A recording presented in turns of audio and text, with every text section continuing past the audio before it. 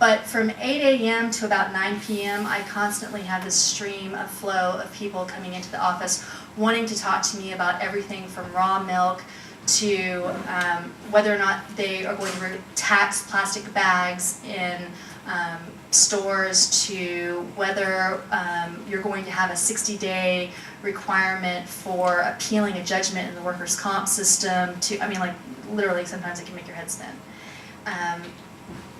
If you call ahead to make an appointment, number one, ask who is the staffer in your office who handles ag issues. Because if you just walk into my office and say, I'd like to talk to somebody about ag issues, Beth at my front desk, it's going to say, okay, I can take your information, and you're never going to get to talk to me. Ask for the appropriate staffer and make an appointment with that person. Especially if they are on the committee, there's usually a staffer in each member's office who's assigned to cover their various committee appointments. And it may not be the same person for both committees that they are assigned to. And so make sure you're talking to the right person.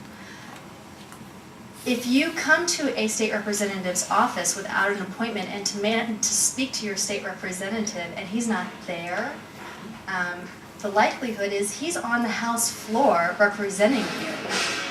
And I've actually, not in my current boss's office, but in my previous boss's office, we had members of the Texas Teachers Association come to our office. There were about 30 of them who came in without an appointment. And our office at the time was very, very small. And 30 people would not fit in our reception area, so they were literally streaming out into the hallway. And they came in and asked to speak to Representative Reimer, who happened to be in the office, but to be in a meeting with someone at the time. And our chief of staff looked at him and said, I'm sorry, he's in a meeting right now. You may wait and take the next appointment, or you can make an appointment for later today if you had other appointments that you're headed to, and come back at that time and I can make sure he's here to meet you. And the response we got was, do you mean that the children of the state of Texas aren't important to my representative?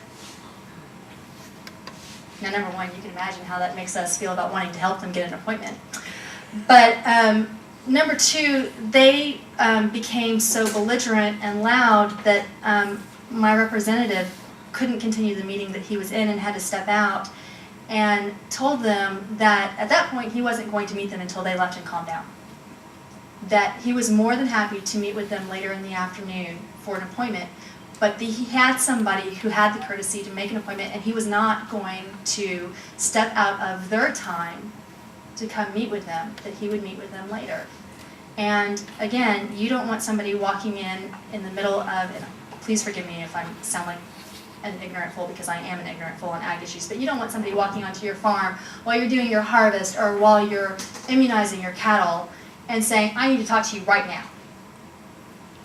Because that may not be the most convenient time when you have a cow in a chute that, you know, I've actually had my dad break ribs trying to deal with cattle, trying to immunize them, and so that's not the best time to stop and talk about whether or not you want life insurance right then. And so, you know, I understand that if he's meeting with somebody else, to be respectful of that, but if he's representing you on the House floor, that's what you sent him there for.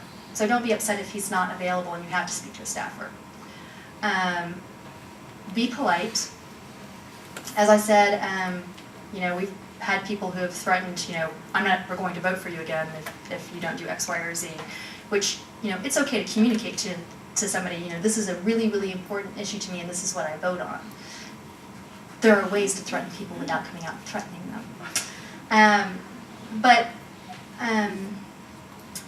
This session, my boss became chair of the State Affairs Committee, which is I think it's 13 or 15 member committee, half of which are Democrats, and they get illegal immigration bills.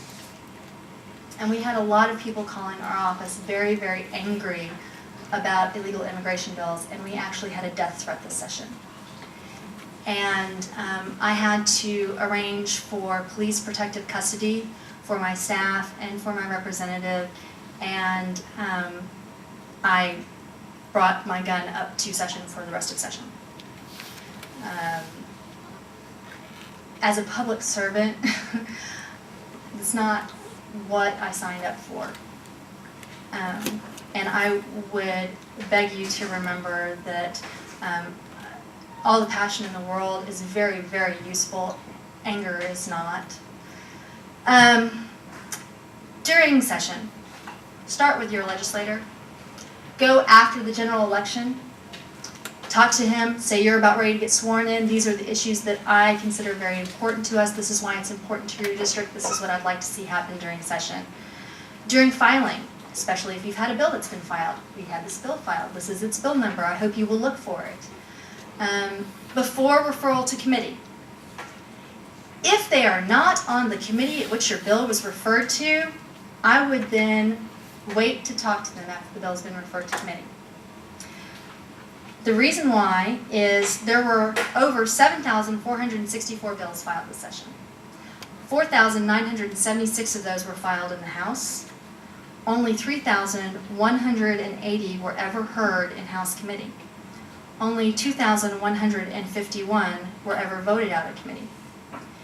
What that means is that there were people out there lobbying all 150 members on 2,825 bills that never made it past the original 7 or 9 members of that committee. Put your focus where it is best used at the critical junction of that process. There's no reason for you to come and talk to me about an agriculture bill when my boss doesn't sit on that committee. There's nothing I can do for you. My boss doesn't come from an agricultural district, so he can't even go with any credibility to those members and say, you have this bill in your committee, it's really important to my constituents, because it's not. So use your time wisely. Hit those committee members. The hearing, what we like to refer to as the dog and pony show. It is really important when you have a hearing on your bill that the committee members understand there are a lot of people there interested in that bill. Go the day of the hearing that it is set and hit every single one of those committee members' offices during the day before that hearing. Make sure that you have designated people signed up as to testify at the hearing. My recommendation to you is to make sure that your testimony is designated and planned. Don't have 5 people all give a 30-minute presentation on the same information. It bores the members, and they sometimes have anywhere from 5 bills to 100 bills set on an agenda for a hearing. That's why we are there until 2 or 3 o'clock in the morning. Also realize that there are 5 to 100 bills set on an agenda. Your bill is not the only bill that's going to be heard. And sometimes they're heard in the order on which they are on the agenda. Sometimes they're heard in the order in which members are able to show up and present their bills because they have bills being laid out in multiple committees and they're serving on committees that are also meeting that day. They're running around like chickens with their heads cut off. And we are waiting outside the door saying, this is where you're going next. And if you have a hearing with 100 people who all get up and say the same story, they got it. And all it means to them is that they're going to be there till 2 o'clock in the morning. So numbers count, but so does brevity. Make sure that you know what the message is that you want to deliver, that you have somebody there with a point to deliver each one of those messages, and then get off stage. There is a witness affirmation form that you will be required to sign when you testify. Every single person in this room could come to a hearing and sign that witness affirmation form in support of a bill that you want to have passed, but there's a little box that you can check that says, do not wish to testify. So that when the minutes are written down, we could show there were 60 people in the room in support of this bill, but only 5 testified. That is not a mark against your bill, I promise. And members will appreciate you for being concise about your message. Once the bill is kicked out of committee, and that is a huge accomplishment. Like I said, over 2,000 bills died in committee. Once you get your bill kicked out of committee, it comes to calendars, which my boss serves on. It was our first session on calendars.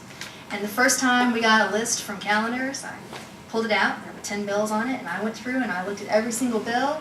I read every single bill. I called all the members of the committee who didn't vote for the bill and said, was there a reason why you had a problem with this bill? I called all the people who testified against each one of those bills and said, what was your comments about why you were against this bill?